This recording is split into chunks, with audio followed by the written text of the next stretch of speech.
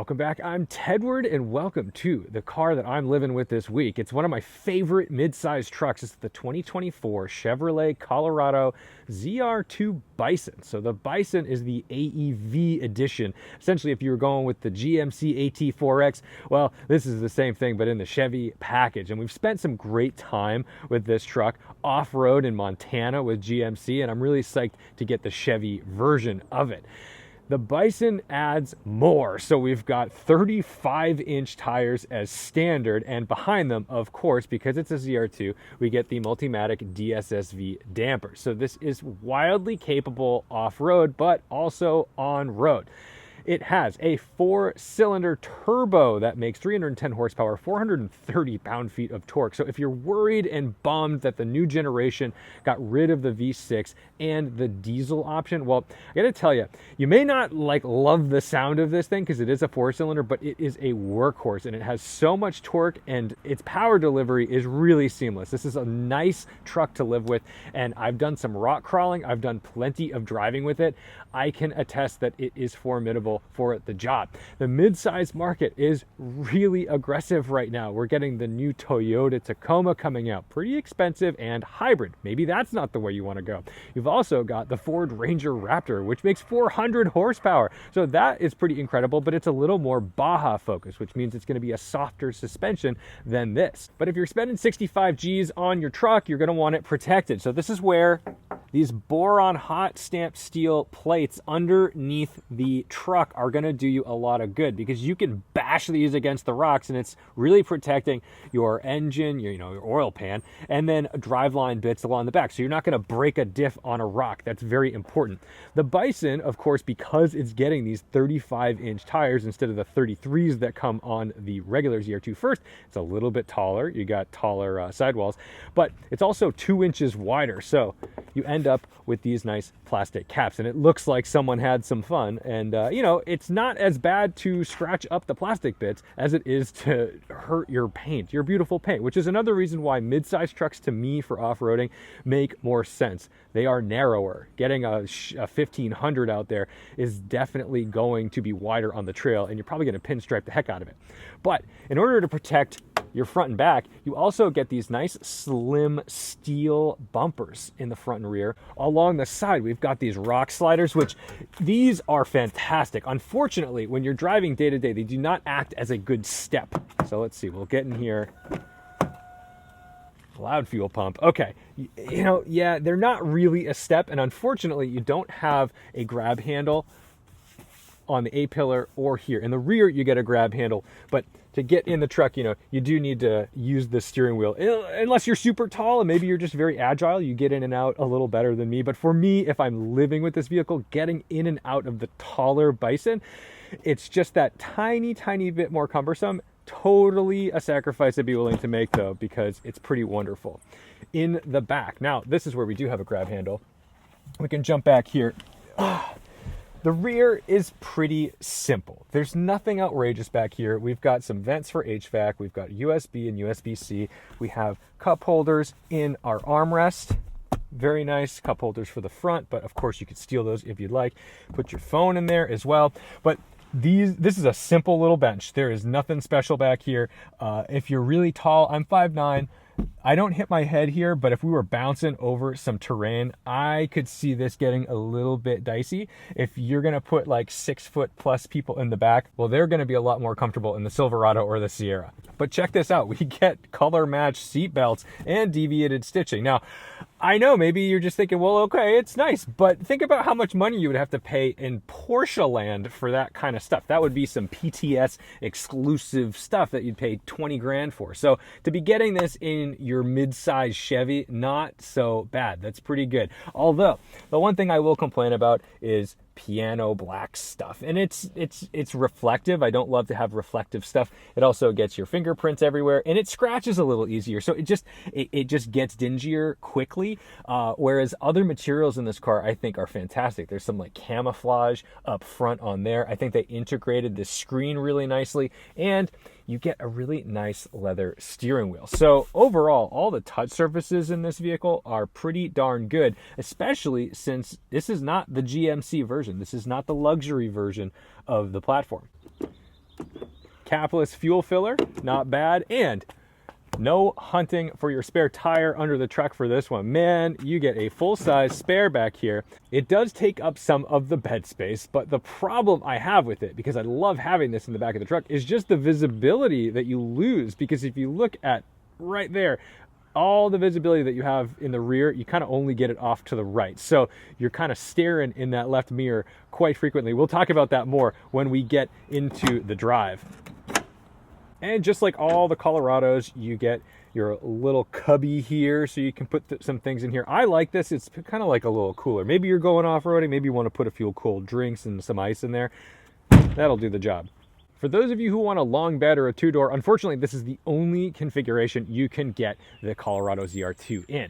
But it still has plenty of ground clearance. In fact, it has 12.2 inches of ground clearance. The approach angle is 38.2 degrees, 26-degree departure angle, and a 26.9-degree breakover angle. But one of the most charming things about this truck is that it has front and rear lockers. So in the little guy, the little mid-sized truck, this is the billy goat on the mountain. You'll notice cameras all over the truck, front, rear, and even underneath. There's cameras that actually face under the truck, forward and rear, so you can see when you're coming up over that rock if you're gonna hit. Let's take a look under the hood. Under the hood, there's not a whole lot of fanfare under here. You don't see Chevy emblazoned all over it. There's no big ZR2 badge. In fact, all you get is these little covers on this 2.7 liter turbo in order to reduce some of that injector noise. That's always nice. The work truck, I believe, doesn't really get that. But they set this engine so far back. I mean, it's practically front mid-engine, and it's made into an 8-speed automatic gearbox, so it's got 8 gears to do its best to stay within the power band. So let's close it up, start it up, and take it for a drive, because its on-road performance really matters. You can have the most built to the gills off-roader, but if it's not going to be a pleasant day-to-day commuter, if it's your daily driver, or if it's just going to net you 12 miles per gallon because of the tires you've put on it, well, that really defeats the purpose. And I'd like to find out if this Colorado, with all of its Bison goodies, can still serve as a fun daily driver that's not cumbersome, where you're just dragging along all this off-road stuff. And we can start it up on the brake and push to start.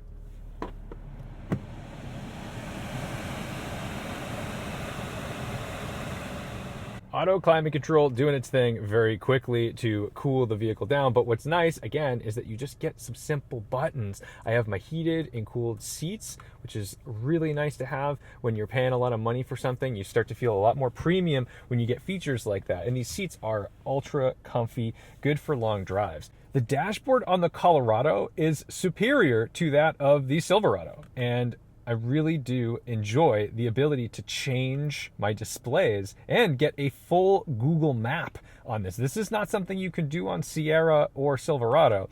And I'm looking forward to the future when that is just standard across all Chevy vehicles. But look, I can even get a display that looks a lot like my Civic Type R, which is pretty gnarly. For off-roading, we can get our pitch and our roll, all of the important information about the engine. Cameras, lots of cameras. And now you're gonna see, yeah, we do lose some visibility with that spare tire, but fortunately, I've got this camera down here to help me out, not to worry, because I have so many views. And I can look in front of the vehicle, I can look under, on top, it gives you that 360 view. And if I wanna know what's going on really deep down, I can look under the truck, front and rear, to make sure I'm not about to do some big damage. Look, you can even see the drive shaft spinning in here. Over here, there is no headlight switch. Unfortunately, the headlight switch is right here. You leave it on auto. You don't think about it. Yes, I just have to mention it because it's gonna get mentioned.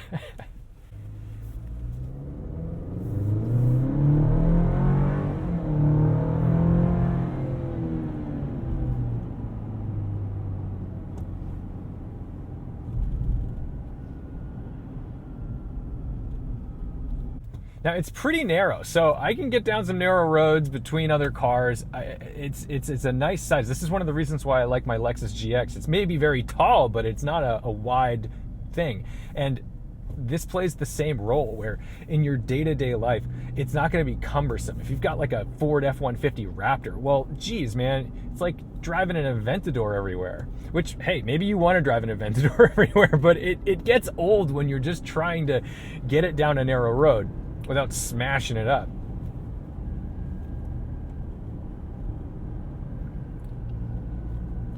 The suspension tuning, even though it's designed to be more of a rock crawler than anything else, it's still docile and happy on back roads. And the best thing about New England roads with a ZR2 Bison is that no potholes impact it. You can slam into whatever you want and you're not going to be replacing a wheel or a tire. Look at this. You can get kind of off the side of the road just a tiny bit. Use that shoulder. I mean, if that was my Honda, we'd be making a claim. In this, you don't even know it happened.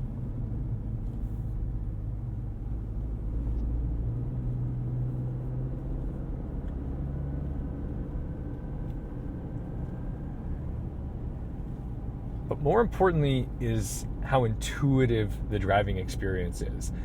The steering, it's direct. It doesn't give you a whole bunch of feedback, but you're very aware of where the vehicle's pointed, and it loads up nicely. Throttle, tuned to perfection. Brakes, really instantaneous bite when you get into that pedal. This is something that is missing in a lot of vehicles, where you've got to give so much travel in that brake pedal to start to get any kind of actual response. And it makes this thing just feel more nimble and approachable. It makes it feel like you're safe actually driving around on these big old tires day to day. And the chassis control, it allows you to drive these roads at a normal speed and kind of chuck it into a corner a little bit without feeling like you're going to squirm over those sidewalls or anything like that.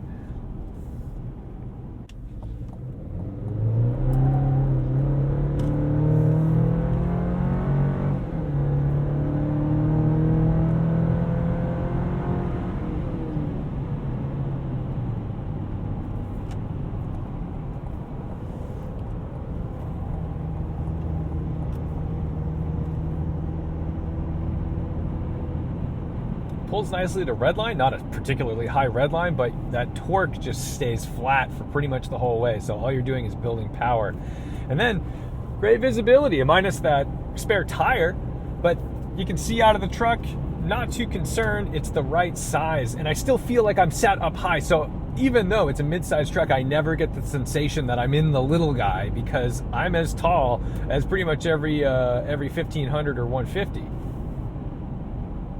This is where that rear tire is a little annoying. I'm just forced to kind of glance in my driver's side mirror on occasion to make sure that there's no authorities coming after me, because I probably wouldn't know. So if you're a police officer and you're pulling over one of these Bisons with the spare tire in the back, just be courteous. They're not running from you. They just don't know you're there yet. Maybe pull up alongside the left. So at 70 to 75 miles an hour, even on 35-inch tires, you'd never know. You'd never think like, oh, well, you know, I'm compromising this ride quality or stability for these tires. Not at all. It disappears. This is where this vehicle becomes really appealing to me, is because its off-road capability is not compromising the on-road handling that much. This handles better on the highway than, say, my Lexus GX 460. Which, I mean, isn't saying much. It's a really old kind of vehicle. But this generation is just able to handle so much and deliver so much as an on-road, day-to-day driver and an off-road thing that can tackle pretty aggressive, gnarly terrain. That's really incredible, because normally you're making some compromise, and maybe because you want this crazy off-road thing, you're going to have to just say, well, you know, it's gonna be able to tackle these rock crawling for like the 5% of the time I'm doing it, and it makes its on-road performance not that much fun. No, I mean, you can use this as the mall crawler and not feel silly, because it still handles really well. Let me head up this way.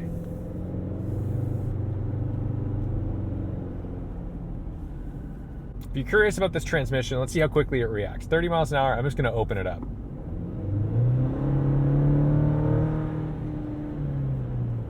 So it gets you there. it's not necessarily the transmission that's limiting there either. It's that it needs to build that boost. You can tell that it's getting into that gear. There's a beat where it builds that turbo boost, and then off you go. I've never bought a pickup truck before. I like pickup trucks. I love it when Chevy drops off a 2500 HD ZR2 in my driveway. It's fun. But they're huge, and I can't really justify the size and case for it because I don't move stuff around. I kind of just drive into the city and back, and I don't even think I can get that into some of the Boston parking garages. Whereas a mid-sized truck is really versatile, and they're not small anymore. They're not some rinky-dink silly thing that you just bought because you needed a bed. They're no longer like El Caminos that look like a truck. These actually function as trucks, and they're actually suitable and formidable off-roading machines. The great thing now is you can get that package with on-road performance. You can get that package and not be sacrificing your daily commute because you needed to have 35-inch tires that make your Jeep wander and wobble. You know, this was the thing that we were always worried about. You finally get to have your cake and eat it too, because you're not driving around in some big bouncy goofy thing so you can kind of show off to your friends and sacrifice ride comfort and control and stability and safety, really. So that's gonna do it for the Chevy Colorado ZR2 Bison. Do you need the Bison? Maybe not. Do you even need a ZR2? Maybe not. It depends. You do just fine with a Z71 or whatever other package, but you know, you get to pick whatever trim level works for your budget and for what you want, or the statement you're trying to make. I mean, look, this thing is nitro yellow. Trust me, I am not blending in. It wants to be seen. But we finally get to drive mid-sized trucks that don't feel like a penalty box. You don't look like you just didn't have the money for the bigger truck. This is a choice now. It's a good choice. And they're capable. So you get to have the capability and the class. I'm gonna go take this home, park it in the driveway, and my neighbors are probably gonna ask me what it is because it looks pretty darn cool. Thank you guys so much for watching, liking, commenting, and subscribing. Don't forget to respect the drive, and I'll see you in the next one.